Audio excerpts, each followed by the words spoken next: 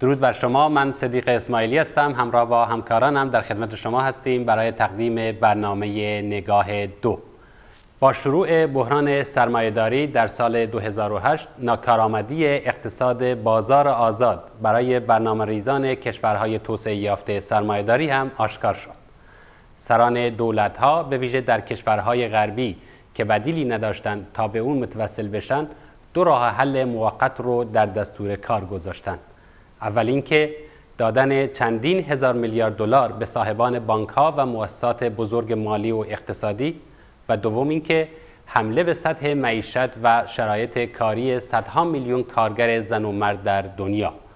کارگران با آکسیون‌های توده‌ای بسیار به مقابله با دولت‌ها برخاستند و پیشروان کارگری به دنبال یافتن پاسخ این سوال رفتند که چرا چنین شد؟ میلیون‌ها نفر از آنها به مطالعه آثار اقتصادی مارکس و به ویژه شاهکار او یعنی کتاب سرمایه روی آوردند تا بلکه پاسخ پرسش خود رو پیدا کنند.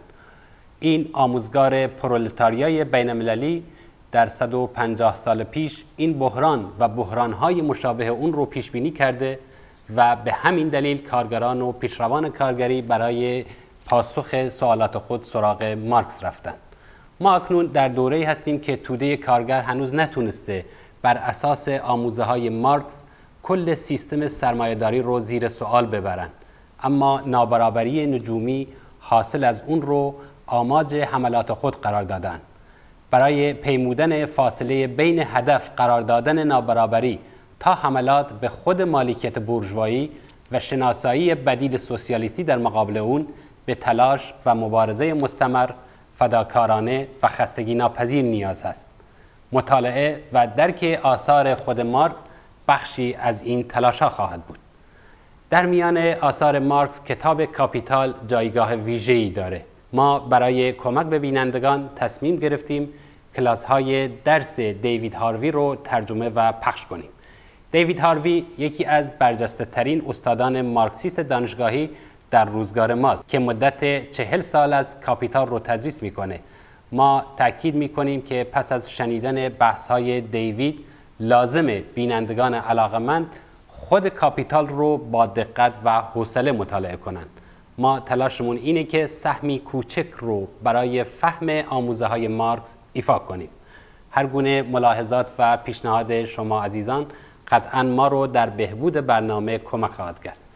عده‌ای از بینندگان این برنامه پیشنهاد کردند که به جای زیرنویس کل کلاس‌های آموزشی رو صداگذاری کنیم.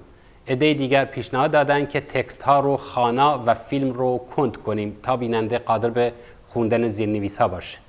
ما تصمیم گرفتیم که کل کلاس‌ها رو با زیرنویس اما به طوری که به راحتی قابل خوندن باشه ارائه دهیم. البته فیلم رو هم کند کرده ایم که از این لحاظ بیننده به راحتی بتونه تکست‌ها رو بخونه. سپس همین کلاس‌ها رو صداگذاری و یا به اصطلاح دوبلاژ و اون رو نیز پخش خواهیم کرد.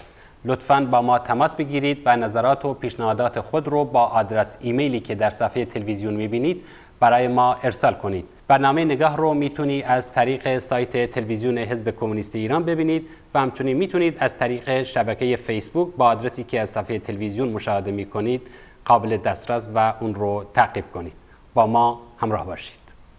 Well, you're in for a treat today. We're going to be talking with David Harvey on the lectures that he's given now for almost 40 years, I think, on Capital. My name's Neil Smith. I teach in anthropology and geography at the City University of New York. And David's been a colleague of mine since he came here.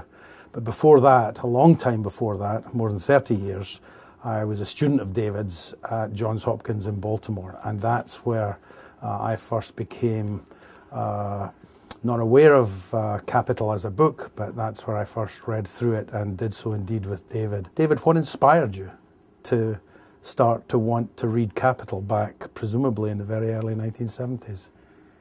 It was one of those historical moments where it seemed right to do it.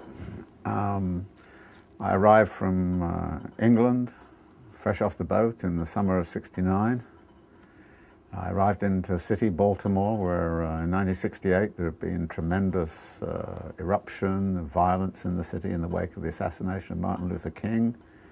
The civil rights questions in the city were blatant. The racism in the city was blatant. The Vietnam War was on, and all the war protests were hotting up. And it was a very, very confused time.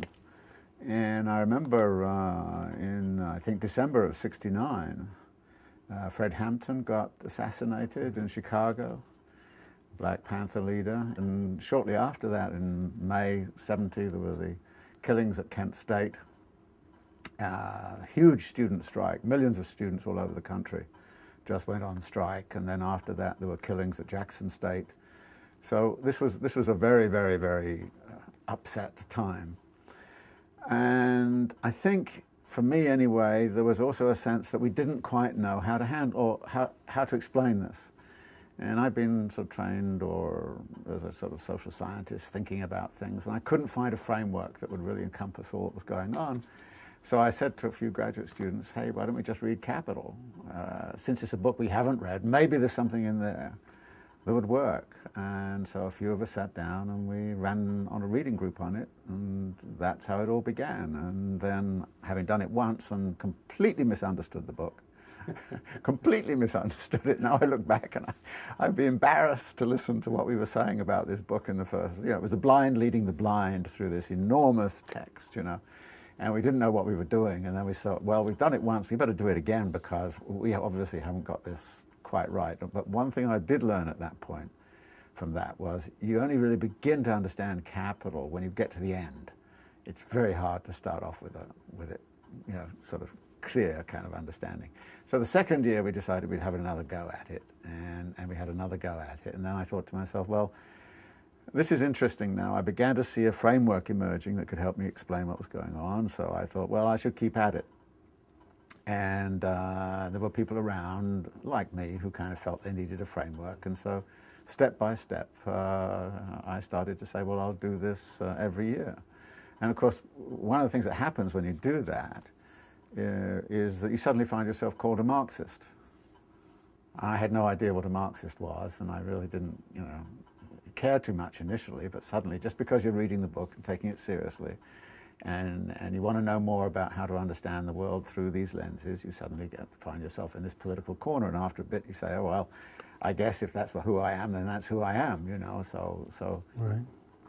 Well, I think it might be useful if, since the lectures are coming, if you gave us a bit of an overview, a bit of a discussion of what you think are the high points of the chapters in Volume 1 of Capital. One of the things that I think is really good to do, and one of the reasons I've got a great deal of pleasure out of teaching this course this way, is that many people have taken courses where they've done a little bit of Marx, a little bit of Weber, Durkheim, this kind of stuff. They've read excerpts from Marx or something like that, but they've never actually read it as a book. And it is a fantastic literary construction. So one of the things that I really want to highlight is what a good read it is. Once you get past the difficulties of the language and grappling with all these kind of concepts and so on, it's a really, really dynamic piece. It flows very well. And it flows from the beginning point, which is just about a simple idea of a commodity. You go into a supermarket, you find a commodity, you buy the commodity, you take it home, you eat it or wear it or whatever. And just beginning with that thing which we all know about, it takes you step by step by step, it's right the way through, unraveling how a capitalist economy works. And then it builds around that sort of insights, stunning insights as to why we have unemployment, or why there is a struggle over time. Why is it that capitalists are always trying to snatch time away from you? Why do we live a life where our world is kind of orchestrated around a certain kind of concept of temporality, and what the oppressions are which exist with all of that? So I think it's incredibly revelatory in what it does.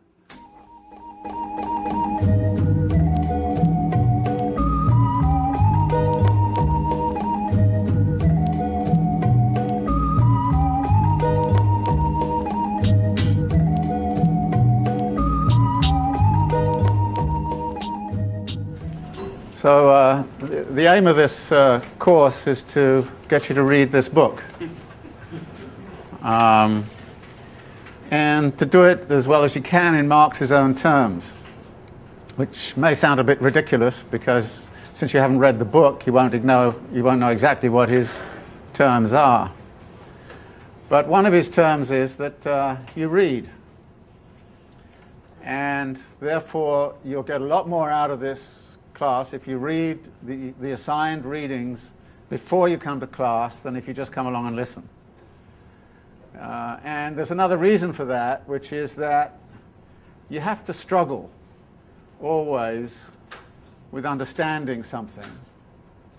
And in struggling with it yourself, you can come to your own understanding of what Marx stands for and what it means to you. So it's an engagement between you and this book, you and this text, that I want to encourage. In doing that, however, there is a complication which arises from the fact that it's very hard to approach this without some preconceived ideas. Everybody has heard of Karl Marx. Everybody knows the term Marxism and Marxist, and there are all kinds of connotations that go with those words. So what I have to ask you at the beginning is to try to lay aside a lot of those preconceptions, a lot of those things you think you know about Marx, and just try to read the text to find out what it really was he was trying to say. And that, of course, is not easy for a bunch of other reasons, which I want to talk about by way of introduction. One of the other preconceptions with which we tend to approach a text of this kind is out of our particular kind of intellectual history and our own particular intellectual formation. And for people who are graduate students, for example, this intellectual formation is very often governed by disciplinary apparatuses, disciplinary considerations, disciplinary concerns. And so the tendency is to sort of read it from your disciplinary standpoint. Well, one of the great things about Marx is he would never have got tenure in any discipline. And if you want to read him right, then you've got to forget about getting tenure in your discipline. Not in the long run, of course, but at least for the purposes of this course. You have to think about what it is that he is saying, independent of the disciplinary apparatus with which you start to think about things. Now, the other reason for saying that is actually this turns out to be an astonishingly rich book in terms of its references. References to Shakespeare, to the Greeks, to Balzac, references to all of the political economists, to philosophers, to anthropologists and all the rest of it. In other words, Marx draws upon an immense array of sources. And as he does so, it might be really exciting for you to kind of figure out what some of those sources are. And actually some of them are quite hard to track down, and I've been looking at this for a long time. But it really is kind of very exciting when you start to see some of the connections. For instance, when I first started reading this, I had not read many of Balzac's novels. Then I'm reading Balzac's novels, and then I say to myself, oh, that's where Marx got it from. And then you kind of suddenly see all the ways in which he's drawing upon a whole experiential world, full of Goethe, full of Shakespeare, you know, all the rest of it. So it's a very rich text in that kind of way, and you start to appreciate it, I think, more if you stop saying to yourself, well, who is he referring to in history, or which economist is he talking about, and so on. And the other thing that will come across if you read it that way is you will actually find it's a very interesting book. It's a fascinating book. And here, of course, we come across another set of preconceptions, because many of you will have encountered some of Marx in your reading. Maybe you read the Communist Manifesto in high school. Maybe you went through one of those wonderful courses which is called Introduction to Social Theory, when you spent 2 weeks on Marx, 2 weeks on Weber, a few weeks on Durkheim, and all the other kind of characters. And maybe you read some excerpts from Capital. But reading excerpts from Capital is entirely different from reading it as a book, because you start to see these bits and pieces that are excerpts as somehow or other playing into a much grander and broader narrative. And what I think I would like you to really try to get out of this is some sense of what that grander narrative is and what that grander conception is, because that is, if you like, how Marx, I think, would want to be read. He would hate it if somebody said, hey, you've got to excerpt this chapter, or you've got to do this chapter, and you can understand Marx that way. And he would certainly hate it if he knew he was being given 3 weeks in an introduction to social theory class. And I think you should hate that too, because you get a certain conception of Marx from that, which is radically different from the kind of conception you get from reading a book like Marx's Capital.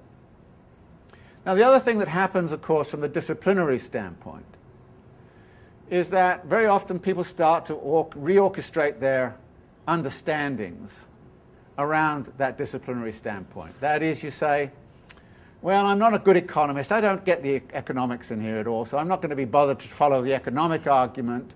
I'm just going to follow the philosophical argument. And actually, it's very interesting reading Marx from that perspective. Now, I've taught this course now every year since 1971, except one. Some years I've taught it twice. Some years I even taught it 3 times. And in the early years, I used to teach it to all kinds of different groups. One year it was the whole philosophy department from what was called Morgan State College at the time, Morgan State University. Another time it was all the graduate students in the English program at Johns Hopkins. Another year it was economists and this kind of thing. And actually what was fascinating to me was each time you read it with a different group, they saw different things in it. And actually I learned a great deal about the text from going through it with these very different disciplinary groups. Sometimes it drove me crazy, but I learned a great deal. One year, for example, I ran it with a group of people from the comparative literature program at Johns Hopkins, about 7 of them. And we got on to chapter 1, and we spent the whole semester on chapter 1. It drove me nuts. I was saying, look, we've got to get on to the working day, you know, and things like that, very important issues of this kind. And they'd say, no, no, no, we've got to get this right. We've got to get this right. You know, what does he actually mean by value? What is actually this money commodity? What is fetish about? What is this really all about? And it turned out that, and I said, well, why are you doing all of this? And they said, well, they're working very much in the tradition of somebody I'd never heard of at the time and thought was obviously an idiot because he was producing this kind of thing. It was a man called Jacques Derrida, who spent a lot of time at Hopkins during the late 1960s, early 1970s, and so actually was very influential in the comparative literature program. Now, one of the things I actually afterwards thought about this was what they taught me was to pay very careful attention to Marx's language. What he says and how he says it and what he means and what he's missing out. And that is also terribly important. And so actually I learned, and I'm very grateful to that group now, apart from the fact that I no longer sound myself like an idiot for saying I had never heard of Jacques Derrida, you know. So it was just very influential to have a group of that kind sort of take me through just chapter 1 with a fine-tooth comb, going through almost every word, every sentence, every connection with the sentences and so on. Yes, indeed, I want to get you to the working day. Yes, indeed, I want to get you through the volume, so we're not going to spend all the time on chapter 1. But this is the kind of thing that different disciplinary perspectives can open up. Because Marx actually wrote this text from those many different standpoints that I've indicated. And I think that we have to recognize how those different standpoints intersect within the text. Now, there in fact are 3 major areas of inspiration for this work. And they're all powered forward by a deep commitment on Marx's case, to critical theory, to a critical analysis. When he was relatively young, he wrote a little piece to one of his sort of editorial colleagues at a German journal. And the title of the piece is For a Ruthless Criticism of Everything Existing. A very modest piece. And I suggest that you actually go read it, because it's fascinating. What he does there is he doesn't say everybody is stupid, I'm going to trash everybody, I'm going to criticize everybody out of existence. No, what he says is there are a lot of serious people who've really thought about the world very hard. And they've seen certain things about the world, and what they have seen is our resource. What the critical method does is to take what they have seen and to work on it and to transform it into something different. And one of the things he later said, which I think captures his method admirably, is he says the way in which you do that transformation is you take radically different conceptual blocks and you rub them together and you make revolutionary fire. And that is in effect what he's doing. He's taking very, very different traditions, pushing them together, rubbing them together, and creating a completely new framework of knowledge. And as he says in one of his introductory prefaces or so on, he says, well, if you're trying to create a new system of knowledge, then you've got to reshape the whole conceptual apparatus. You've got to reshape the whole method of inquiry. Now, the three conceptual blocks that he rubs together in Capital are really these. First, there is the conceptual block of political economy. 18th century, early 19th century political economy. This is mainly English, not solely English, but it's from Locke and Hobbes and Hume to, of course, Adam Smith and Ricardo and Malthus and a host of other figures like Stuart and minor figures. And he subjected all of these people to a deep, deep criticism in 3 volumes called Theories of Surplus Value. He didn't have a photocopying machine and he didn't have the web and all those kinds of things, so he laboriously copied it up by hand, long passages from Adam Smith, and then wrote a commentary on them. Long passages from Stuart, again, long sort of commentaries on them. In fact, what he was doing there was what we now call deconstruction. And one of the things I learned from going through Theories of Surplus Value was how to deconstruct arguments this way. And in fact, what he does is to say, Adam Smith makes this argument. What is he missing out? What is the absence? What is the missing piece in this that really helps pin it all together and when we put it in there, transforms the argument? So political economy is really quite strong as one of the pieces in the story. Now, I know political economy pretty well. I've read a lot of that stuff and I feel fairly familiar with it. And maybe it's because I come out of the English tradition and all the rest of it that I feel fairly comfortable with it. And so when we're going through, I'll give you quite a bit of the materials coming out of that in terms of where Marx is getting his inspiration from, because he doesn't always cite it in Capital. An idea comes up which is clearly taken from one place and is very significant, but Marx doesn't always cite it. There are, of course, also some other theorists, even in the United States, but primarily French. So there was a French tradition of political economy too, rather different. So Marx makes reference to that. But that is one, if you like, one of the big areas of his discussion. The second area is German classical critical philosophy, which stretches back to the Greeks. Now, Marx wrote his dissertation on Epicurus, so he was very, very familiar with Greek thought. And of course, the way in which Greek thought came into the German philosophical critical tradition, Spinoza, Leibniz, and of course Hegel, and many others, that kind of tradition is also extremely significant. And so in many ways, he's using German critical philosophical tradition in relationship to political economy. He's putting them together. And he also drew heavily, in lots of ways, upon Kant. So that tradition is also very significant. I'm not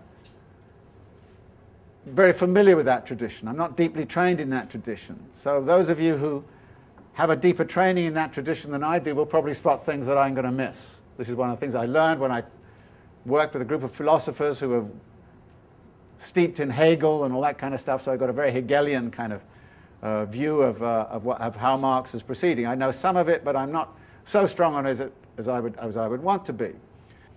And I had to say, early on, I had some sympathy with the British economist Joan Robinson when she said she really objected to the way in which Hegel was putting his nose in between her and Ricardo in Marx's work. I had a very sympathy with that. And so some of the problems I have with sort of becoming familiar with Hegel, I have some sympathy with. In fact, I jokingly say, and I probably shouldn't say it and I'll upset all the Hegelians around, actually one of the best things about reading Hegel before you read Marx is it makes reading Marx pretty easy. So get yourself a dose of Hegel before you do Marx and then everything will be okay. The third tradition that he uses and appeals to a lot is the utopian socialist tradition.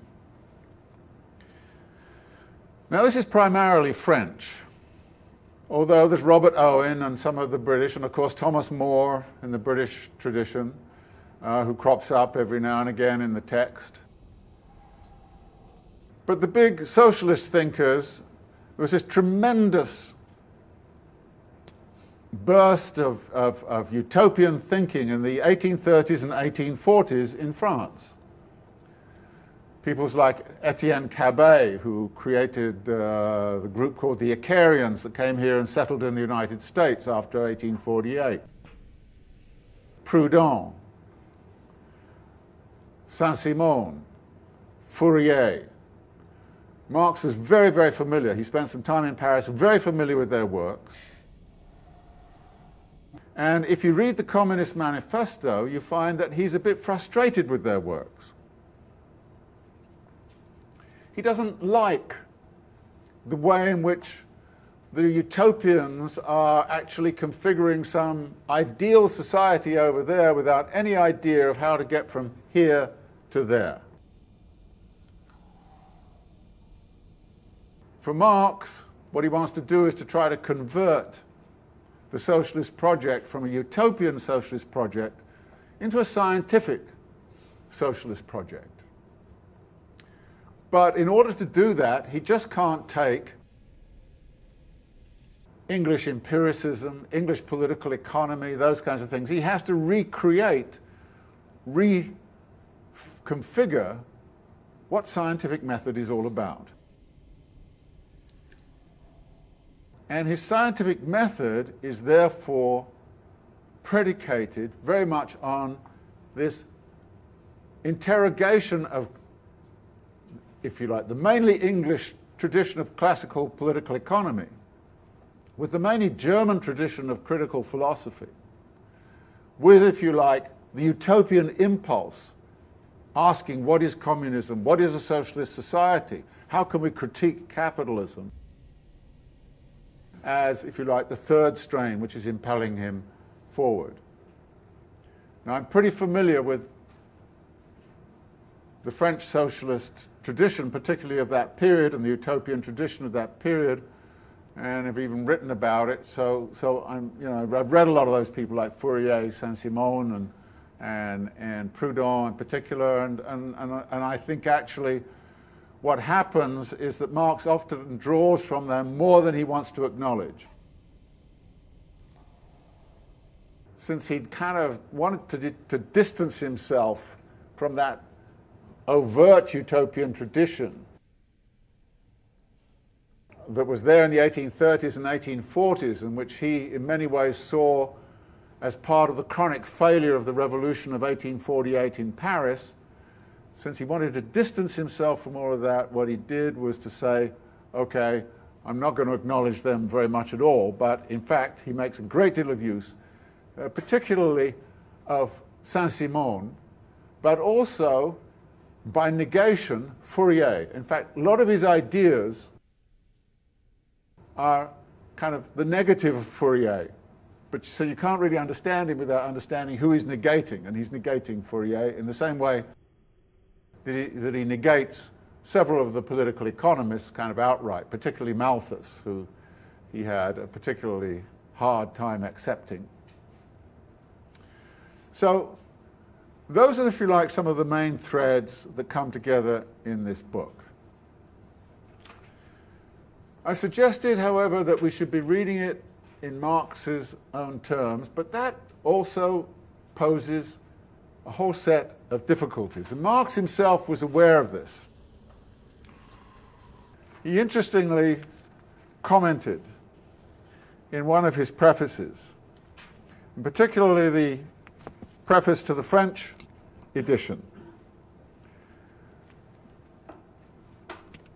when there was a suggestion that the French edition should be brought out as a serial, you know, and the French like to publish things as feuilletons. That's sort of a paper comes out and it's the first 2 chapters, then another next week, you know, sort of a serialized kind of publication. And what Marx writes, this is in 1872, says, "I applaud your idea of publishing the translation of Capital as a serial.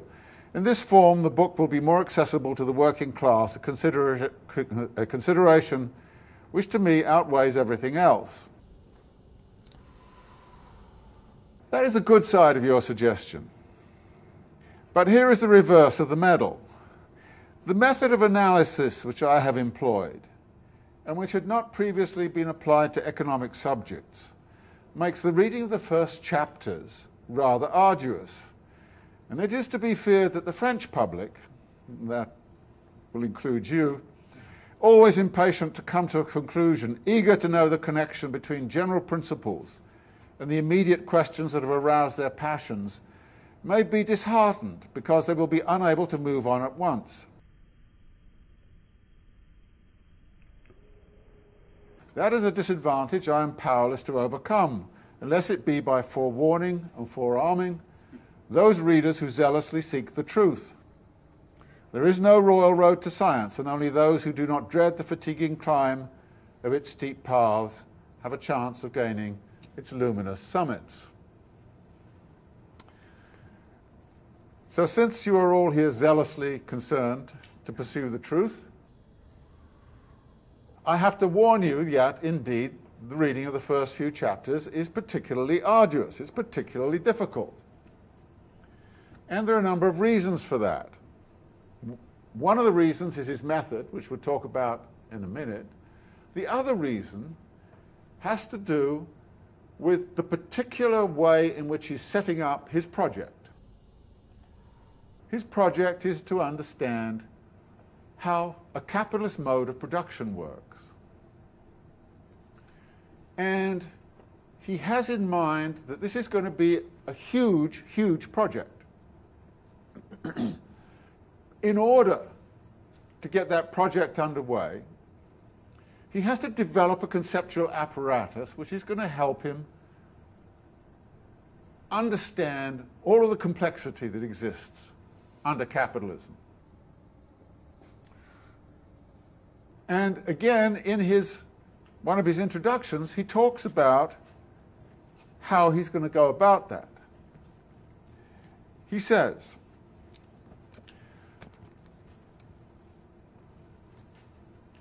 the method of presentation, and we're now dealing with the method of presentation. This is in the postface to the second edition. The method of presentation must differ in form from that of inquiry. The latter, that is the process of inquiry, has to appropriate the material in detail to analyze its different forms of development and to track down their inner connection. Only after this work has been done can the real movement be appropriately presented. If this is done successfully, if the life of the subject matter, that is the capitalist mode of production, is now reflected back in the ideas, then it may appear as if we have before us an a priori construction. What Marx is talking about here is his method of inquiry is different from his method of presentation. His method of inquiry starts with everything that exists, everything that's going on. You start with reality as you experience it, as you see it, as you feel it. You start with all of that. You start with descriptions of the reality by the political economists, by novelists, by everybody. You start with all that material. And then you search in that material for some simple concept. This is what he calls the method of descent. The method of descent from the reality which you find going down, looking for some foundational, fundamental concepts. And once you've uncovered and discovered those fundamental concepts, you then come back to the surface. And you look at what's going on around in the surface, and you see that behind the world of appearance that you started out with, there is another way to interpret what's going on. In effect, Marx is a pioneer in a method which, if you're familiar with psychoanalysis, you would also, I think, understand. That you start with surface behaviors, and you see also, and you look for conceptual apparatus like Freud did. You come up with a conceptual apparatus, and then it brings you back, and you can explain, that person is acting that way, and it looks like this, but in fact it's a representation of that. Marx is doing the same sort of thing. In fact, Marx is pioneering this method in social science. Start with the surface appearance, find the deep concepts. In Capital, he's going to start with the deep concepts. He's going to start with the conclusions of his inquiries. What are my basic concepts? And he lays these basic concepts out very simply, very directly, and indeed it looks like an a priori construction. When you first read it, you say, where is all this stuff coming from? Where did he get it from? Why is he doing that?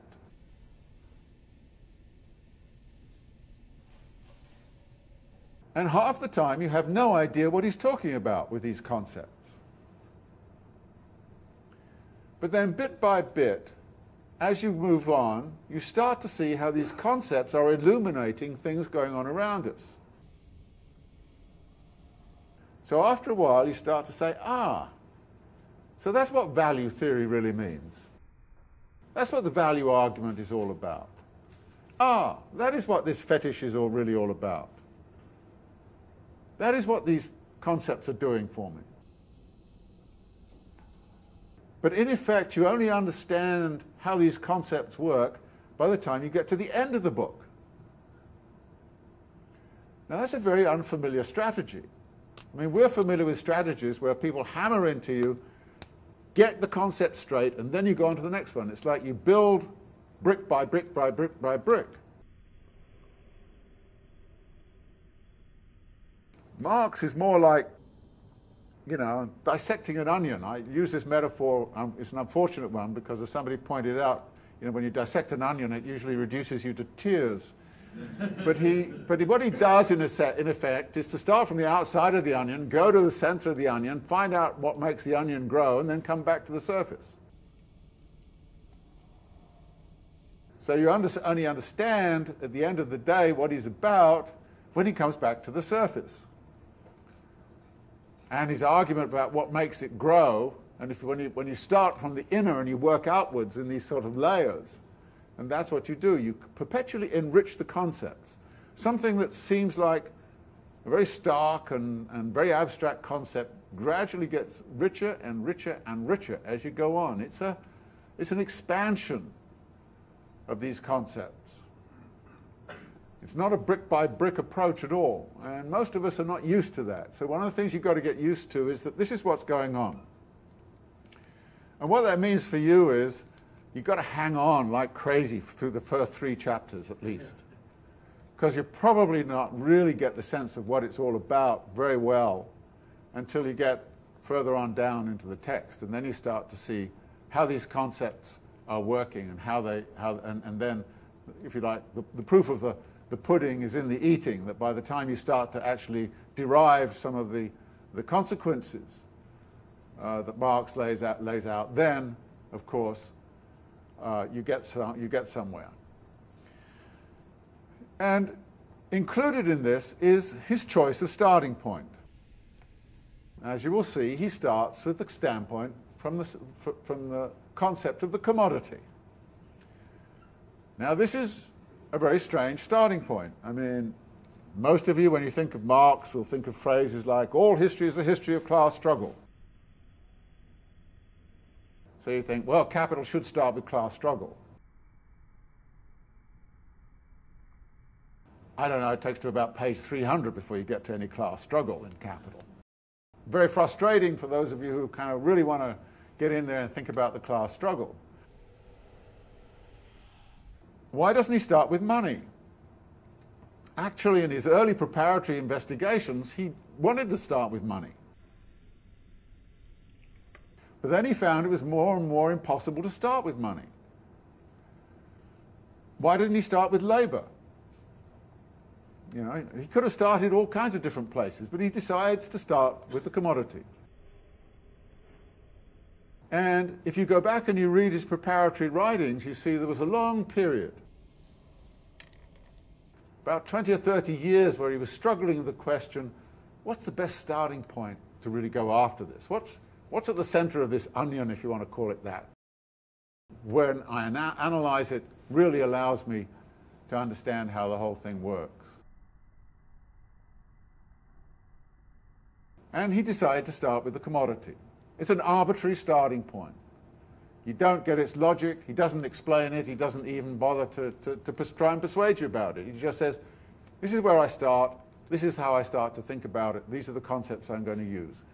Very cryptic kind of beginning to the whole thing, doesn't attempt any kind of persuasion at all.